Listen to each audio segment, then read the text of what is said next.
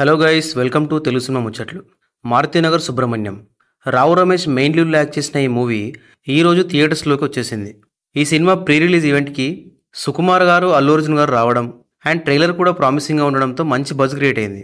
మరి ఇంకా లేట్ చేయకుండా ఈ సినిమా ఎలా ఉందో ఈ రివ్యూలో చూసేద్దాం.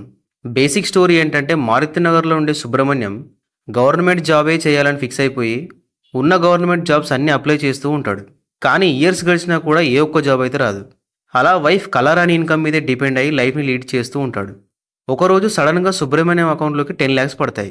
అసలు అంత మనీ ఎవరు వేశారు, అంత మనీ వచ్చిన తర్వాత సుబ్రహ్మణ్యం లైఫ్ ఎలా మారింది, ఇదంతా తెలియాలంటే సినిమా చూడాలి. ఈ సినిమా ఫస్ట్ హాఫ్ విషయానికి వస్తే, స్టోరీ కానీ క్యారెక్టర్స్ కానీ అన్నీ ప్రాపర్గా సెటప్ చేసి ఫ్యామిలీ ట్రాక్తో మంచి కామెడీ నడిపిస్తూ అసలు కథలోకి తీసుకెళ్లారు. ఇంటర్వెల్ వరకు ఎక్కడా బోర్ కొట్టకుండా మంచి కామెడీతో ఎంగేజ్ చేసింది. ఎస్పెషల్లీ రావు రమేష్ గారి క్యారెక్టర్ మిడిల్ క్లాస్ వాళ్ళందరికీ చాలా బాగా కనెక్ట్ అవుతుంది. ఇక ఇంటర్వెల్ ఒక చిన్న హీరోయిక్ ఎలివేషన్స్తో ఎండ్ అవుతుంది. సెకండ్ హాఫ్ కొన్ని టర్న్స్తో, చిన్న చిన్న ట్విస్ట్లతో వెళ్తుంది. సెకండ్ హాఫ్లో కూడా కామెడీ ఉంది, బట్ ఫస్ట్ హాఫ్లో ఉన్నంత అయితే లేదు. ఇక అడల్ట్ కంటెంట్ అయితే అక్కడక్కడ ఉంది. యాక్టింగ్ విషయానికి వస్తే రావు రమేష్ గారి వన్ మ్యాన్ షో అని చెప్పొచ్చు. మామూలుగా వేరే సినిమాలో లిమిటెడ్ స్క్రీన్ టైం ఉన్నప్పుడే యాక్టింగ్ ఇరగదీస్తాడు.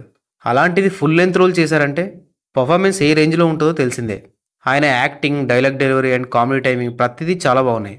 తన కొడుకుగా చేసిన అంకిత్ కుయ్య కూడా బాగానే చేశాడు అండ్ తన కామెడీ టైమింగ్ కూడా బాగుంది. హీరోయిన్గా చేసిన Ramya Pasupuleti no acting, only glamour. తన క్యారెక్టర్ని సోషల్ మీడియాలో ఉండే నిబ్బే క్యారెక్టర్లా డిజైన్ చేశారు. ఇంద్రజ గారు ఉన్నంతలో బాగానే చేశారు. ఇక అజయ్, హర్షవర్ధన్, ప్రవీణ్ అండ్ మిగతా యాక్టర్స్ అంతా ఓకే. టెక్నికల్గా ఈ సినిమా పర్లేదు. సినిమాటోగ్రఫీ అండ్ మ్యూజిక్ సినిమాకి తగ్గట్టు ఉంది. డైరెక్టర్ లక్ష్మణ్ సింపుల్ పాయింట్నే తీసుకొని దాని చుట్టూ కామెడీ యాడ్ చేసి బాగానే తీశారు. అయితే ఈ సినిమాలో ఎమోషన్కి చాలా స్కోప్ ఉంది, కానీ దాన్ని ఎక్కువగా పట్టించుకోలేదు. ఓన్లీ కామెడీ మీదే ఫోకస్ ఎక్కువ చేశారు. యాక్చువల్గా ఎమోషనల్ ఆస్పెక్ట్ కూడా ఇంకా ఎక్స్ప్లోర్ చేస్తుంటే ఇంకా బాగుండేది అనిపించింది. ఫైనల్గా మారుతినగర్ సుబ్రహ్మణ్యం కొన్ని ఫ్లాస్ ఉన్నప్పటికీ ఫ్యామిలీతో కలిసి నవ్వుకోవడానికి ఒకసారి చూడొచ్చు.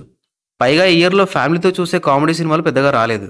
ఈ రివ్యూ నచ్చితే ఒక లైక్ కొట్టి మా ఛానల్కి సబ్స్క్రైబ్ చేసుకోవడం మాత్రం మర్చిపోకండి. అండ్ ఈ సినిమా చూసాక మీకేమనిపించిందో కమెంట్స్లో చెప్పండి. Thank you for watching this video.